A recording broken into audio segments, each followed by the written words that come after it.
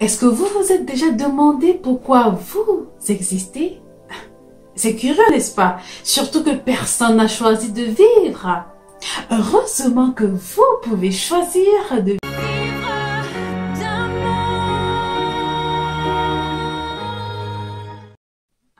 aimer et se laisser aimer. Donc voilà, est-ce que vous vous êtes déjà vraiment demandé pourquoi vous existez, ou alors est-ce que vous avez déjà compris pourquoi vous existez? Tenez d'ailleurs, si c'était à choisir, est-ce que vous choisirez de vivre? Est-ce que vous choisirez de naître, de vivre, d'exister à cette époque même? Si oui, ça veut certainement dire que vous choisirez de vivre parce que vous avez un but précis. Sinon, pourquoi? Quoi qu'il en soit, arrêtons de spéculer parce que de toutes les façons, on est déjà là, vous et moi, on est déjà là, on vit sur cette terre. Et la meilleure façon d'accepter ce don qu'est la vie, d'en profiter à fond, de vivre d'amour, c'est d'intégrer ou de définir le but ultime de sa vie. J'ai bien dit intégrer ou définir le but ultime de sa vie. Évidemment parce que on peut intégrer le but ultime de sa vie parce que conscient que quoi qu'il en soit, si on vit, c'est certainement parce qu'il y a un but ultime qu'on cherche à découvrir et qu'on accepte, qu'on intègre. Ou alors, on peut définir soi-même, si vous voulez, évidemment, vous pouvez définir votre but ultime pour évidemment sentir que votre vie a un sens, que vous marchez vers ce but ultime. L'intégrer ou le définir quelque part, ça peut revenir à la même chose. Quoi qu'il en soit, il faut comprendre ce que c'est que le but ultime de sa vie. D'ailleurs, on ne peut pas avoir le ou les plus importants, le PIB de sa vie, sans préalablement avoir compris qu'on a un but ultime. Parce que le ou les plus importants de sa vie, son PIB, tel qu'on a vu dans la vidéo précédente, ce sont les objectifs majeurs qui guident les actions de notre vie vers le but ultime. Donc, l'un ne va pas sans l'autre. C'est à partir de votre but ultime que vous définissez en fait votre PIB. Parce que c'est ce PIB qui va être le fil conducteur à votre but ultime. Votre but ultime peut être, par exemple, à 40 ans, être milliardaire. Ça veut dire que pour vous, une fois que vous serez milliardaire, tout peut s'arrêter. Vous avez atteint l'apogée de votre vie, l'aboutissement de toute chose, l'accomplissement de tout. Après votre milliard, il n'y a plus rien. La vie peut s'arrêter. Vous avez atteint votre but ultime. Ça, c'est si vous avez défini votre but ultime comme étant avoir 1 milliard à un moment donné de votre vie. Vous comprenez bien que quelle que soit la tempête, vous garderez votre regard sur votre but ultime. Et donc, vous braverez toute cette tempête pour arriver à votre but ultime. Alors, quel est votre but ultime?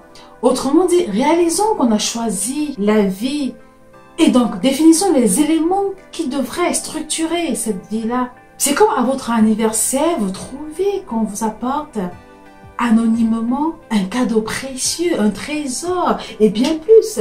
Quelque chose que votre cœur désirait déjà depuis longtemps, qu'on vous apporte les clés d'une Ferrari, par exemple, une grosse moto que vous aimeriez bien avoir.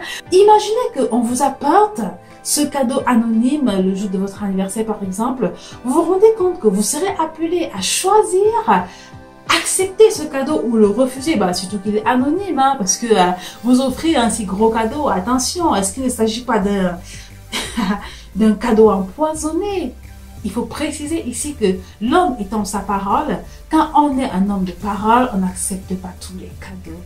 Pourquoi? Parce qu'on sait ce qu'on veut. Ah oui, et on ne sait ce qu'on veut que parce qu'on a défini le but ultime de sa vie. Et donc, on a défini le PIB devant nous conduire à ce but-là. Parce qu'il faut noter que tel qu'on a vu précédemment, qu'il était important, urgent et impératif de définir le ou les plus importants de sa vie, il est primordial de définir le but ultime parce que le ou les plus importants de sa vie sont en fait les objectifs majeurs qui guident les actions de votre vie vers la plénitude de votre vie et donc vers votre but ultime. Parce qu'arriver à son but ultime, c'est arriver à la plénitude de sa vie. Quel est cet instant de votre vie que vous avez défini où une fois là, vous direz « Ouf, enfin ».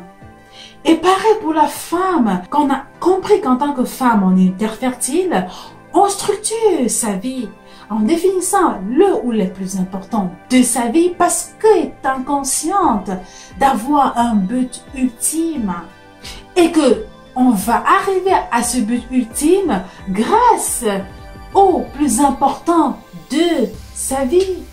Voilà pourquoi un homme de parole et une femme terre fertile n'accepterait pas si facilement un cadeau quelconque. Sachant qu'elle est une terre fertile pour la femme, elle comprendra qu'attention, si c'est un cadeau empoisonné, il gênera, il portera beaucoup de mauvais fruits, des meilleurs mauvais fruits qui existent, parce qu'étant un cadeau empoisonné. Et si c'était un bon cadeau, effectivement, avec ce cadeau, je porterai des meilleurs fruits qui existent et qui surtout me conduisent au but ultime de ma vie. Voilà pourquoi un homme de parole et une femme terre fertile ayant structuré chacun sa vie avec de prime abord le but ultime de sa vie, ensuite le ou les plus importants de sa vie, quand les deux se mettent ensemble, ils vont tous les deux, messieurs et madame, définir le ou les plus important de leur vie parce que dès lors, ils auront intégré le fait qu'ils ont un but ultime commun, un seul. Un homme de parole dont son oui est un oui et son non un non. Ce jour où il vous rencontre, chère demoiselle, qui êtes consciente d'être une terre fertile, imaginez ces déclarations. Oh, enfin, j'ai trouvé ma bien-aimée, celle avec qui ma vie va s'accomplir, celle dont je cherchais longtemps pour accomplir ma vie, pour sentir que je vis et donc pour vivre d'amour. Et il vous dira, oh, âme précieuse à mon âme, ô chair de ma chair, l'os de mes os, enfin, tu es devant moi. Dis-moi, que puis-je faire pour que tu puisses atteindre le but ultime de ta vie? Laisse-moi t'inviter dans le jardin secret de mon cœur, te présenter le but ultime de ma vie et te présenter le plus important que j'ai défini dans ma vie pour atteindre ce but ultime. Parmi ces plus importants, il y a toi, ma bien-aimée. Et vous, la chère demoiselle, ce sera à vous de lui dire, oh, mon bien-aimé, me voici. Je t'ai longtemps attendu pour donner un sens au plus important de ma vie afin d'atteindre le but ultime que voici.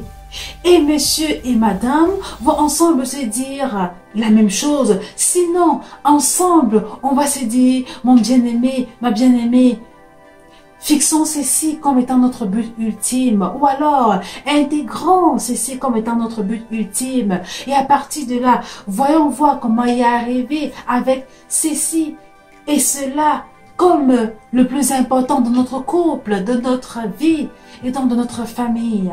Et on est sûr que dès lors, on sera un pilier pour la société parce qu'elle compte sur nous, elle repose sur nous en tant que couple, en tant que famille. Alors, soyons certains d'avoir un but ultime commun. Dans un couple, il ne peut pas avoir deux buts ultimes. Au départ, à la rencontre, oui, on peut avoir deux buts ultimes différents. Mais on ne peut se sentir couple que parce qu'on a finalement la même destinée qu'on s'est donnée, le même but ultime à atteindre. Dès lors, ce qui est plus important pour mon époux sera ce qui est plus important pour moi.